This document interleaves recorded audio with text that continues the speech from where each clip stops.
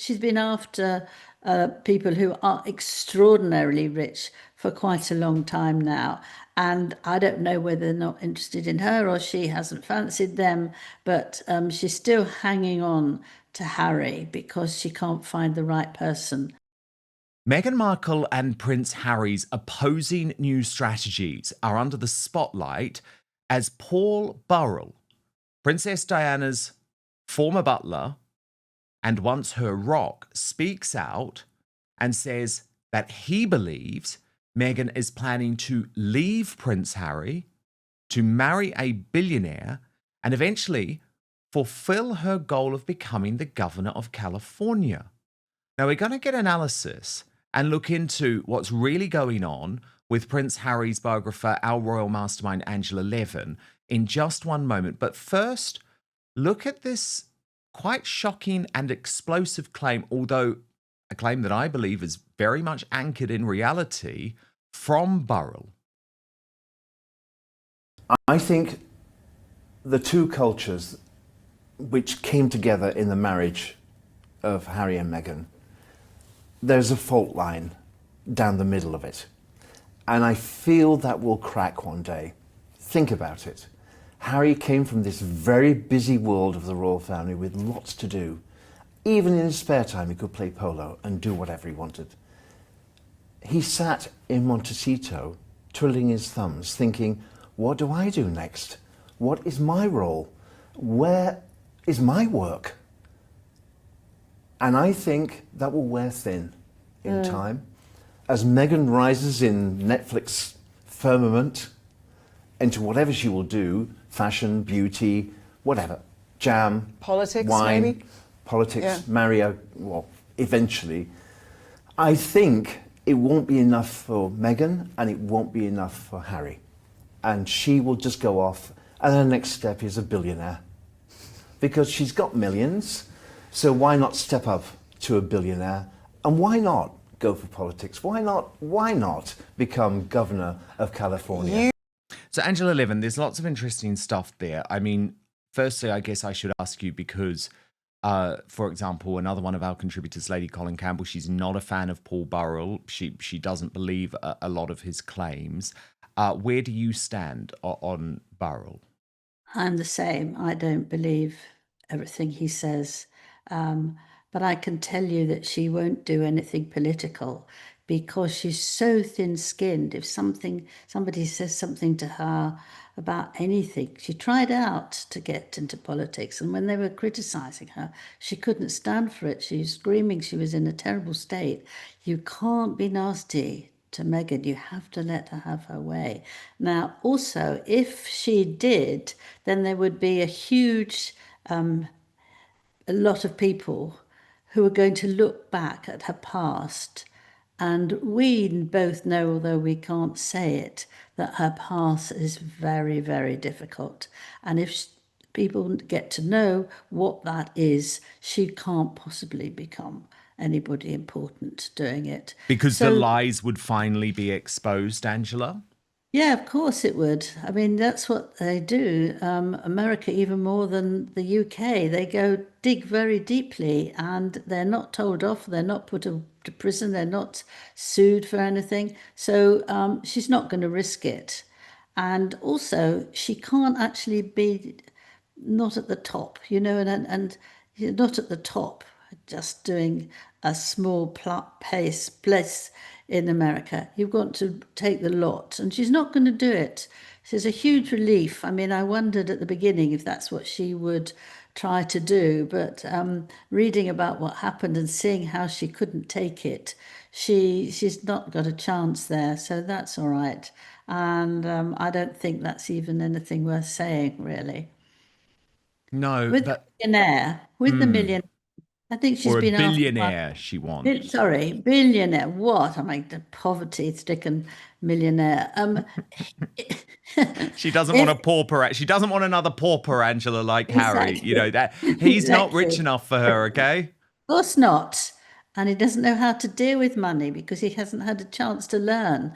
I think she's been after people who are extraordinarily rich for quite a long time now. And I don't know whether they're not interested in her or she hasn't fancied them, but she's still hanging on to Harry because she can't find the right person. So that's another thing that's not happening at the moment. No, but I mean, Angela, you are right to point that out, though, because I know for a fact that there have been meetings with billionaires in Los Angeles. And so obviously she can say, well, look, I'm needing professional investment or all of that type of thing. But Burrell's suggestion and your suggestion seems to be also if something romantic presented itself, maybe at some point she would go there. Because the thing is, Angela, if you look at her whole life, she has been a social climber, hasn't she? If you're enjoying what we're doing here on Outspoken, please consider joining our thriving community over on Substack, www.outspoken.live. You can sign up completely for free, but Substack is so important to me. It is a free speech platform. It protects me from big tech cancellation. Plus, you get to communicate directly with me. Head on over www.outspoken.live, enter your email address, and sign up today. Yeah, it's not a sort of romantic, actually. It's gathering money, isn't it? It's nothing to do with romantic. I mean, if you remember, the Queen said to her cousin, the late Queen said to her cousin, I felt that Meghan didn't actually love him and didn't really care for him. That's was what she said, and of course she's spot on. She just has used Harry as somebody she should tell what to do, and he's adored her. So these types of relationships don't go too well together, do they? But I remember very clearly, it wasn't long ago that we heard this, that the Queen had passed on, and she could see. And actually, loads of women want to marry very, very rich men because they'll have loads of money to buy clothes and a lovely house, and they don't have to wash up and all that stuff. That it's a different sort of gathering, actually. And if you want lots of money, then you're after them in a very different way. And I'm sure she can charm people at the beginning, but if they stay quite long with her, like we have in this country, we thought she was marvelous at the time. The King told me that she was marvelous when I saw him just after the wedding, and he said, we'd talk. It's very interesting. She's so nice. Everybody liked her, but once they realised what she was really like, as we now see, they don't. So anybody who's got a nerve in their head would know, be careful, watch out. Indeed. Angela, it was also really interesting how Paul Burrell sort of spoke about what he believes Harry saw in Meghan when they met. And obviously, you were still writing your biography of Harry around that point. So I'm interested to know your take, but just watch his first, and then I'll get you to react. Yeah, I can't wait to tell you. I truly believe that when he met Meghan, she whispered into his ear. A 36-year-old mature woman whispered into his ear, Harry, you and I could change the world. And I don't think he heard Meghan's voice. I think he heard his mother's voice. And that's what he was searching for. He was searching for the love which he had with his mother. Is he right, Angela? Well, there's a sort of a link there, but let me tell you, she had loads and loads of perfume that Diana wore, and he was absolutely astonished that she loved that perfume just like his mother did. Add that, 1 and 1 equals 3,000, and it's ridiculous. She did it on purpose, of course, I'm sure of that. But with the other thing, Meghan was very, very cunning. At the interview when they got engaged, done by the BBC, learned a lot about that, because Harry said, I know that up in the sky, my mother is still looking after me and telling me what to do. And Meghan was saying, that's right, that's why, you want me because she'd love me. And Harry would say, yes, I can see that. And it's sort of, I'm not saying the exact conversation, but she was prodding it that she was feeling what Diana felt, and she could pass that on to Harry. And the idiot actually took that for what she was saying, but she kept on bringing in Diana. About everything she was saying, how they should move, and what they should do. So that's what actually got him going. And it was a terrible mistake because it doesn't happen like that. He might feel something from his mother, of course, but I feel, and anyone I've spoken to really feels, who has met Dana, would feel that Meghan was an absolutely awful woman, because don't forget, she did love the royal family, even though she couldn't actually operate in there. She was kind and knew the late Queen very well. She'd go over there for tea, and she was very well behaved. She was charming. It was just a big mix, which I blame the grandmothers, because they both knew that Diana had a difficult life as a child, and that she was already cutting herself, and that she would be very difficult. But they wanted the two to get together. And of course, she was taken to the doctor to make sure that she was a virgin. Can you believe it?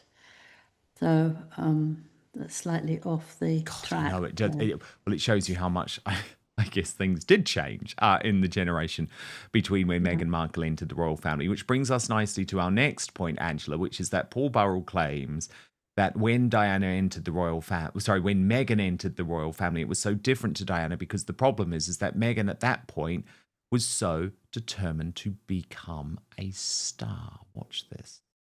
But first, if you're anything like me, you've spent so much time trying to find the perfect skincare treatments for your face, only to realise you've been neglecting the skin on your neck.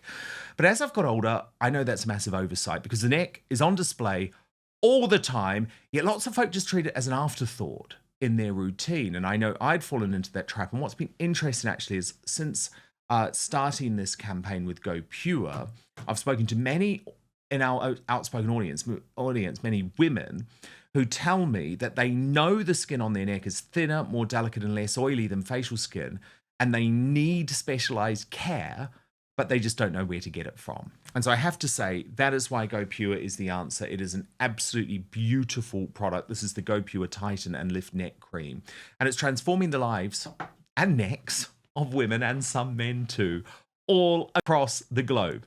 So let me tell you about this gorgeous product because I saw a noticeable difference within just weeks. Oh, and by the way, Outspoken viewers and listeners get 25% off Go Pure if you use the code DAN, that's DAN, at checkout today. So just head to gopure.com/Dan, use code DAN, and you're all set. But what's so amazing about Go Pure is that its proprietary firming complex is actually designed to visibly firm and smooth the skin on your neck and chest in as little as 4 to 8 weeks. In a consumer study, 100% of users said their skin looked more supple, 97% noticed a firmer appearance. Indeed, Go Pure's full line of science-backed skin and body care have delivered for over 100,000 real women with real results. It's dermatologist recommended, cruelty-free, plus with over 1 million jars sold, I don't think you can say this is a beauty secret anymore, right? Because it's not a secret, if you get what I'm saying. So, tighten, lift, and restore elasticity in your neck because your skincare routine shouldn't stop at your jawline. And for that limited time, Outspoken viewers and listeners get 25% off Go Pure using the code DAN, D-A-N, at checkout. Just head to gopure.com/Dan, use the code DAN, and you are all set. Quick favor too, after you buy, when they ask you where you heard about Go Pure, make sure you tell them it was after watching Outspoken. But now, back to the show. Believe that Meghan Markle thought she was marrying into a sort of a starring role in the royal family, and then, but then it became apparent that Catherine, as the wife of William to the heir, was the real star wife, and then and she struggled with that. Yes, I don't think Meghan ever considered being a supporting actress. I think she wanted to be a star. I think that is one of the huge problems, isn't it, Angela? Because when you were writing Harry's biography, did he accept his role as spare? Because Diana always really tried to get him to understand, even though he was just a young child, really, that he had to. His life, as difficult as it might be, one of the main purposes of his life was supporting his brother, was going to be supporting William when he became king. And it felt like Meghan Markle really stamped in him this horror at the idea of being a spare. Before he was with Meghan, did you ever understand that that's how he felt about being the spare, or was it her who changed that? It was her that changed that. I mean, he told me lots of stories about what he was like with William, how they were the only two that could trust each other, and that he was determined to be on his right-hand side, that he will always look after him. He's a most wonderful guy and all that. He liked him hugely, but he also liked Catherine hugely as well. You know, you must remember that he said, you know, I always wanted you're my image of the sister I thought I could have. And they used to giggle and roar with laughter up on the balcony because they got on very well. And Catherine and William made sure they did lots of things together. He did say to me, I'm getting fed up with being the third and being, you know, the lonely one. But I've got to find the right person to get married. So he wasn't nasty. I mean, I think it's perfectly reasonable to say that. You know, you're jealous of a happy marriage. You don't have to be spiteful, but it makes you long for it yourself. So I'd excuse him for that. But Meghan couldn't stand any of it. You know, when they went to Australia soon after they were married, and she was just beginning to be, well, she was pregnant, so they say, she was incandescent that she wasn't going to get money for it. She thought that everything she went to, she should be paid. So she was absolutely furious. And also, she did not want to walk behind Catherine. She thought it was ridiculous. And if you go back and see lots of photographs, you see that on film, she would be pulling Harry so they would get in front, and the aides would come back and shove them back. I mean, it was pathetic, but she did. Why should I be behind her? And Harry one day went into his mother and said, you know, Meghan should take over from Catherine because she's a self-made woman and Catherine is not. Now that's just Catherine talking. It's a hierarchy thing, and it's not. And he wouldn't listen to that, even that himself. But she was furious, and she couldn't bear it. And that's when she started lying about she wasn't allowed out, she couldn't go anywhere, she couldn't fly anywhere. And then it turned out that she'd flown to 10 or 12 places. She pretended that they locked up her passport. That was all a lie. I mean, the whole thing. And there she is. So she thinks if she dresses like her, she will be like her, but, you know, miles different. I mean, there's just everything that is different. Kindness, beauty, generous, intelligent. You know, she'll do all that, but Meghan can't bear it, and even now she keeps on changing into something that Catherine has got. She does it on all her WhatsApps things. Yeah, and on Instagram, exactly. Instagram, Paul yes. Burrell also says that their titles should be stripped. Angela, watch this. Prophecy on the day of the ascension of William to be king that he will strip Harry and Meghan of their titles. That's interesting, isn't it? I've thought about that, but that would only make Meghan a princess. Right. Because the royal titles were bestowed on Meghan and Harry by the Queen. The Queen gave them the Dukedom of Sussex, which made Meghan a duchess. That is a gift, a royal gift. That can be taken away. What can't be taken away is the title prince. Harry was born a prince. So if the titles Duke and Duchess were taken away from Meghan and Harry, Meghan would become Princess Meghan. Right. What's the worst of the two evils? Well, I mean, I've always understood that argument, Angela, but at some point, I mean, she'd look ridiculous, wouldn't she? She'd look utterly ridiculous with Harry and Meghan having been stripped of their titles, and she said, okay, you can call me Princess Meghan now. It's almost like, I don't really know if that's a reason not to strip the titles. I've always been a proponent of stripping the titles. Yes, I mean, that is the thing, that she will be called Princess, but she also wants it at the moment, doesn't she? Harry's been allegedly talking to his father, saying it's very important that she is now given this title and that I want everyone to bow or curtsy to her. So considering what she did in that terrible sort of bowing down mock sort of curtsy. Oh, on I Netflix, I know.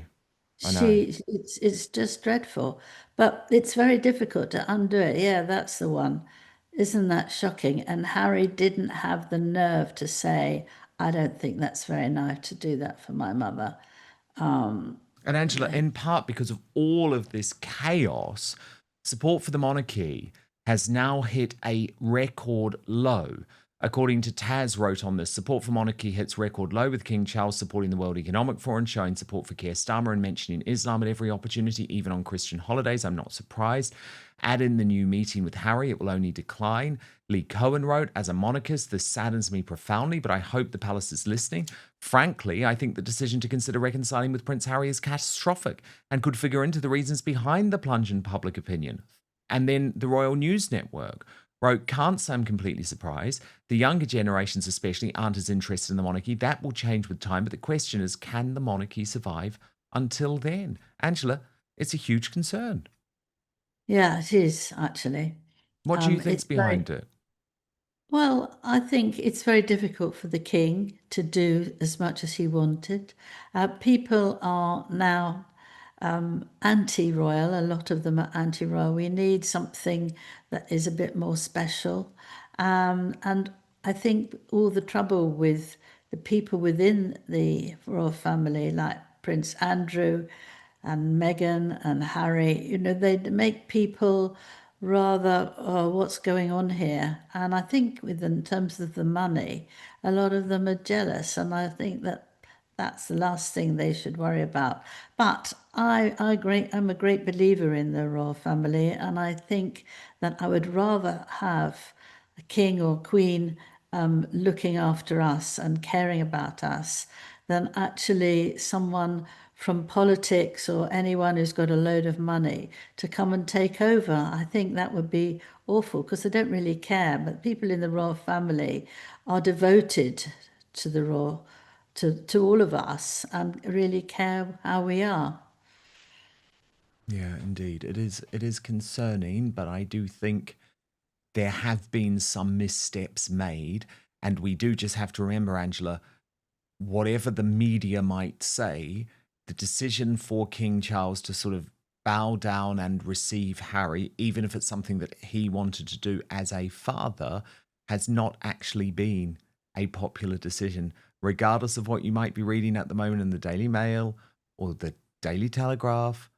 There is no desire, the Daily Mirror, there is no desire from the British public or Harry to be welcomed back into the fold, and certainly no desire for him to have the red carpet laid out. But Angela Levin, our royal mastermind and also the biographer for Queen Camilla and Prince Harry, thank you so much for being here today.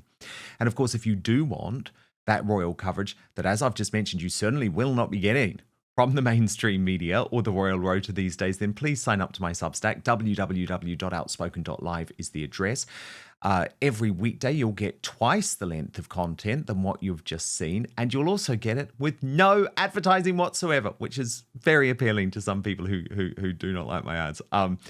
But you can also sign up for the paid monthly or annual membership. That will give you that live or on-demand access to the Royal Uncancelled After Show Monday to Friday. Substack is a free speech platform. It protects me from big tech cancellation and lawfare. You can message me directly on there, and I would love you to be part of the community. Reminder of that address, www.outspoken.live. Thank you so much.